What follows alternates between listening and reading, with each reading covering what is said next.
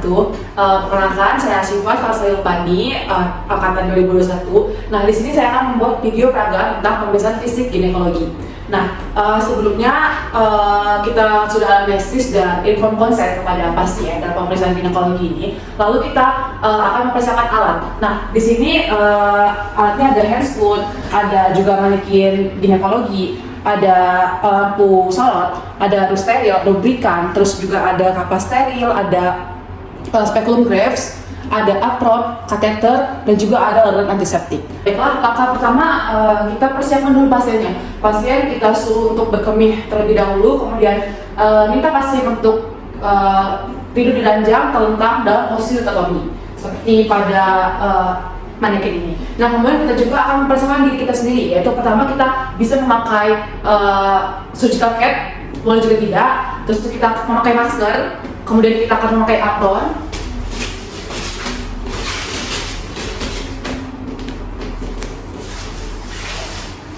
Nah, setelah itu kita bisa cuci tangan WHO. Lalu lengan yang panjang, kemudian juga lepaskan segala perhiasan. Lalu kita bisa mencuci tangan WHO.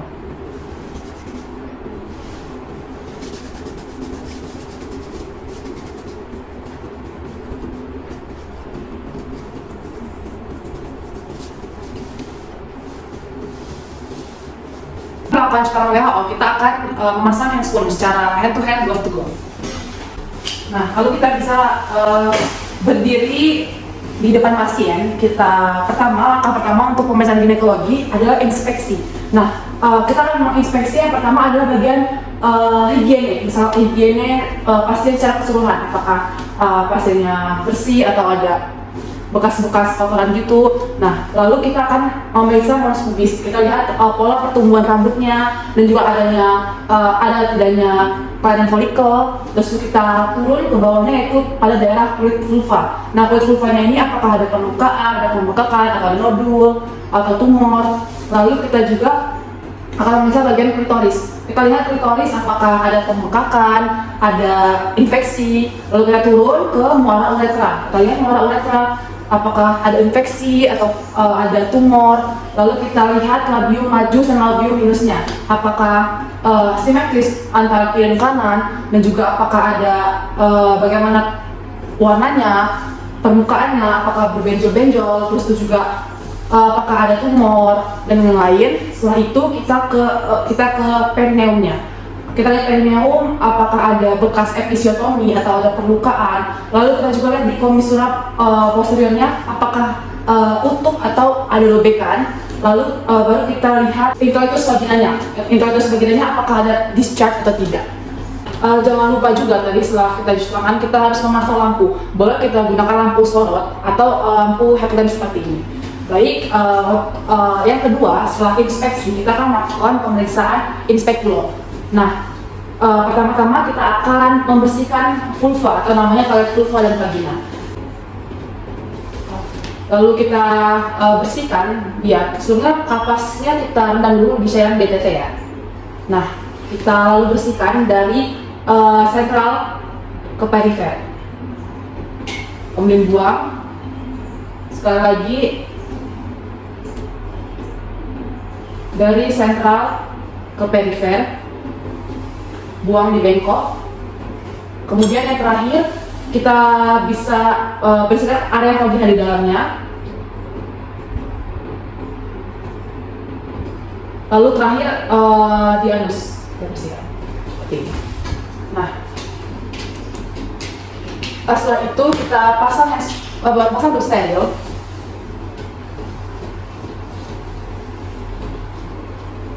Lalu kita lakukan kateterisasi agar kandung kemih pasien tidak penuh saat diperiksa. Simulasi kateterisasi. Pemeriksaan ginekologi ini dilakukan untuk wanita yang sudah menikah atau wanita yang sudah melakukan hubungan seksual. Nah, kita gunakan di sini speculum grafts bentuknya seperti ini. Pertama-tama kita tutup dulu seperti ini, lalu kita olesi lubrikan secukupnya.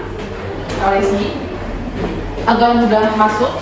Nah, kemudian kita miring seperti ini. Kita hanya gunakan satu tangan saja. Kita masukkan ke daerah vagina. Jika udah sepertiga, kita putar, lalu kita buka, kita lihat, kita masukkan lagi sampai menyentuh fornix anterior dan fornix posterior. Jika sudah terlihat fornix anterior dan posterior, kita kunci spekulum dengan mengangkat tangan.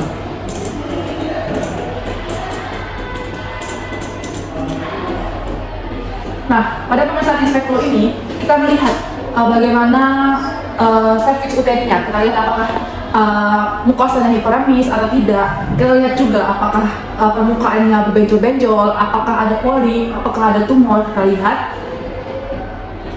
Nah, lalu sudah kita menilai cervix uteri, kita bisa memutar-mutar spekulumnya ke kiri dan kanan untuk melihat vaginanya.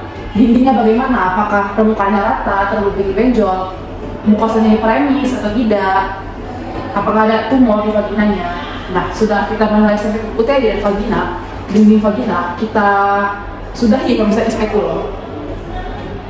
Cara mengeluarkan spekulum sama seperti masanya, yaitu kita tutup dulu daunnya, daun spekulumnya seperti ini, lalu kita keluarkan.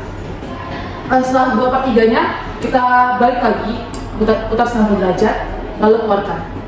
Lalu spekulumnya bisa kita pedam di cairan antiseptik untuk mencegah infeksi. Nah, selanjutnya setelah spekulum, kita akan melakukan pemeriksaan di manual. Pemeriksaan di manual ini juga dilakukan untuk wanita yang sudah menikah atau sudah berhubungan seksual. Nah, yang pertama-tama kita akan menggunakan 2 jari, jari tengah dan jari telunjuk. Kita olesi berikan dulu. Baiklah, jika sudah, kita akan melakukan mulai pemeriksaan dengan memasukkan kedua jari ke dalam vagina.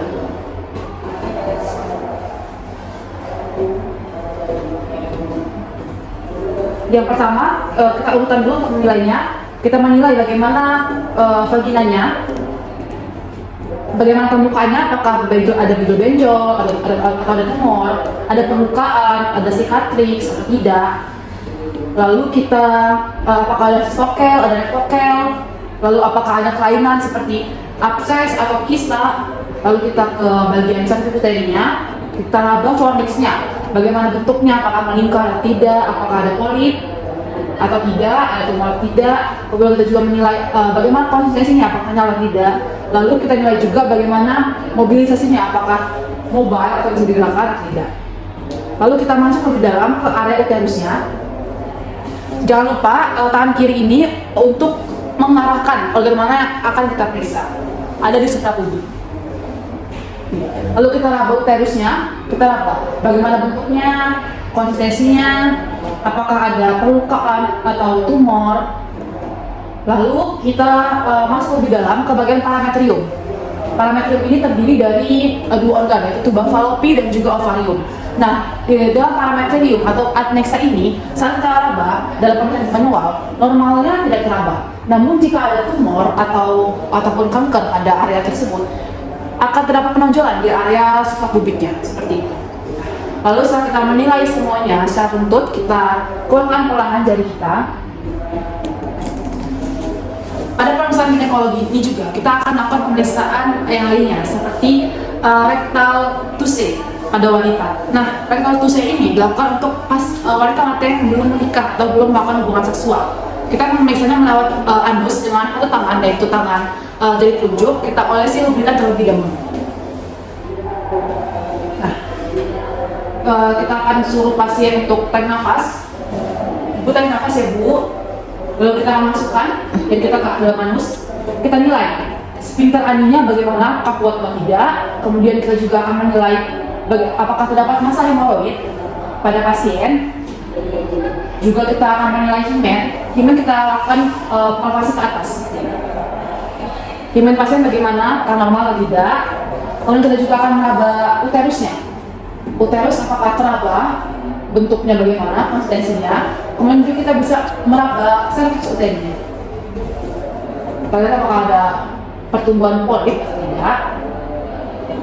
Lalu selesai kita keluarkan dari kita secara perlahan. Dan kita lihat pada handscreen kita apakah terdapat lendir, feces atau darah. Selain itu pemeriksaan yang dapat kita lakukan ada pemeriksaan rektum vaginal. Nah, pemeriksaan rektum vaginal ini dilakukan pada wanita yang sudah menikah juga. Namun pemeriksaan ini khusus kita lakukan untuk memastikan atau kita untuk memeriksa septum rektum vaginalnya. Nah, kita menggunakan 2 jari. Pertama-tama kita akan olesi lubrikan seperti biasa. Lalu kita minta pasien tarik nafas. Ibu tolong tarik nafas ya Bu. Kita masukkan jadi kita ke anus dan vaginanya. Kita bisa menilai di sini bagaimana septum rektum vaginalnya, apakah normal atau tidak. Lalu kita juga bisa menilai apakah ada massa atau nyeri. Kita bisa tanya ke ibunya, ibu apakah nyeri? Ya. Baiklah, kita lakukan secara perlahan. Baiklah, tadi kita sudah melakukan pemeriksaan fisik ginekologi. Sekarang setelah pemeriksaan fisik sudah selesai, kita bisa lepas handscoon dan buang tempat sampah. Lalu cuci tangan lagi WHO seperti biasa dan membereskan alat-alat. Mungkin sekian yang dapat saya sampaikan untuk pemeriksaan fisik ginekologi. Terima kasih. Wassalamualaikum warahmatullahi wabarakatuh.